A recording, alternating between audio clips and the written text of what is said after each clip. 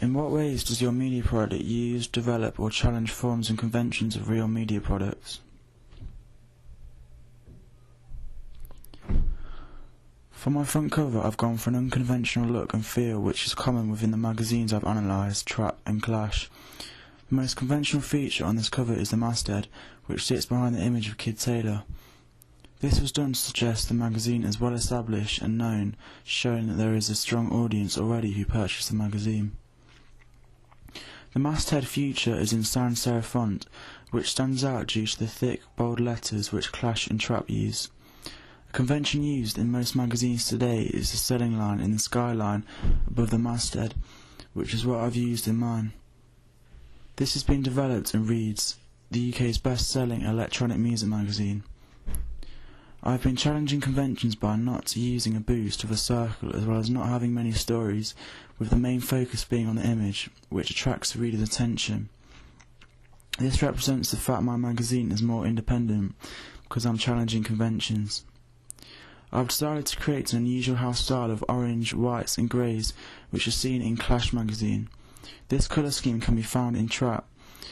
I've developed the orange colour scheme and the white masthead, incorporating it into mine, as well as the young lad who is retro, and I've brought it back to the 21st century in my magazine with Kid Taylor. These colours are quirky and the orange background stands out, as well as fitting in with the indie theme which runs throughout.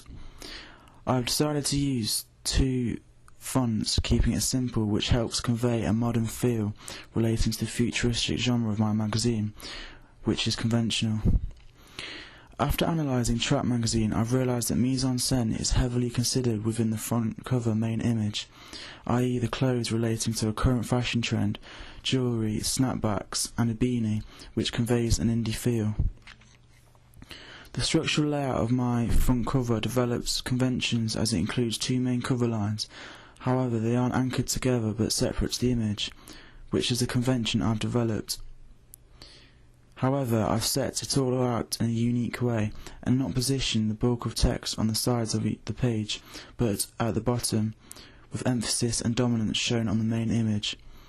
In terms of fonts, the heading Benji B on the Trap magazine is spaced out, and I've developed and used this in my magazine with the heading Kid Taylor, which is displayed in sans serif red font. In terms of the contents page, the layout is clear and organised, and the bars help split up the page into sections. The orange bar on the skyline continues on my double-page spread, as well as being the dominant background colour on the front cover. This is conventional in most magazines today, as this is how they keep consistency in house style by using the same colours often. A box can also be seen overlapping the orange bar, which is quirky and interesting, challenging conventions. Underneath, a website address can be found, which takes the reader online, as well as an issue date, which is found in most magazines today, giving the reader extra information. This is in small font and doesn't bombard them. The presence of the features and regulars columns in my magazines can be found in other publications that are similar to mine, for example Clash magazine contents page. I've used this in mine. I've also used different shades of font colours, i.e. black and grey, separated into two sections, with the black showing more emphasis as this is what the audience will see first.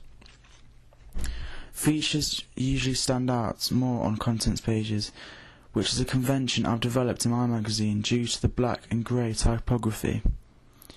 At the bottom third of the page is the editor's welcome, which highlights the editor, magazine, designer, etc.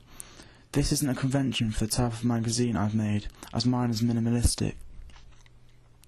I've shown a positive representation of gender through the images as a medium shot as Sarai is portrayed, as well as Kid Taylor, who is the main focus in my magazine, and features on the double-page spread. This convention is used in many magazines today, and the fact they are both looking away from the camera suggests an enigmatic response to the reader. This is what Benji B is doing on Trap magazine, and I've developed it for mine, as Kid Taylor looks away from the camera. I've also included two smaller images of Kid Taylor, which is enigmatic as he is looking away from the camera, as well as being unconventional. I've noticed how within Trap magazine contents page there are many more smaller images that are in black and white. I felt that it was right to use the same fonts as the front cover to maintain a house style. Ease of navigation is important in all magazines, and I've considered this aspect carefully in mine. Page numbers are shown clearly within mine, linking to subheadings that go with it. They are displayed in dark red, which is a contrast against the white background, making it clearer and more understandable to the reader. This is a convention I've used which aids navigation. Within the 2 main images on the page numbers can be found in much larger font and are highlighted by a circle. This was done to connote importance. As you can see, the gutter width is wide, and I've developed this in my magazine.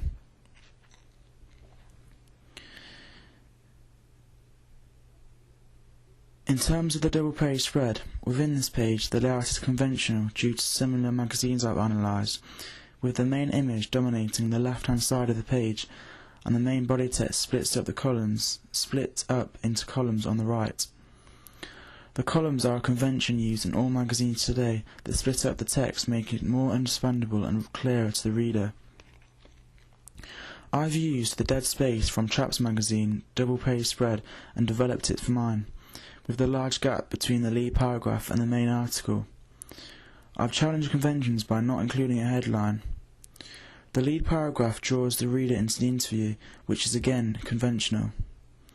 The orange bar running across the skyline can be found, which can be seen on my contents page and front cover, showing consistency in house style and colour scheme.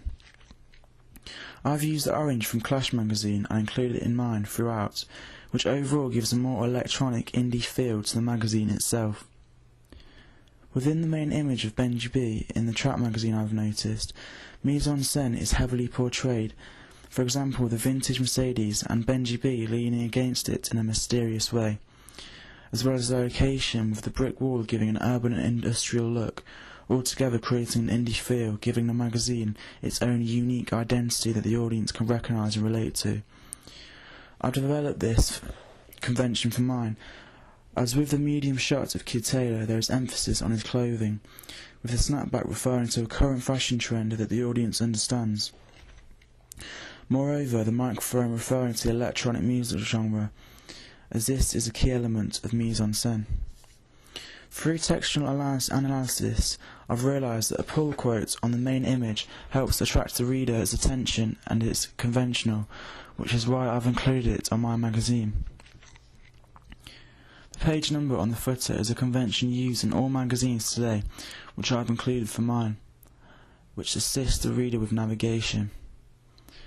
I've developed the gutter that runs down the centre of Trap magazine, as I found that this is a convention in magazines of this genre.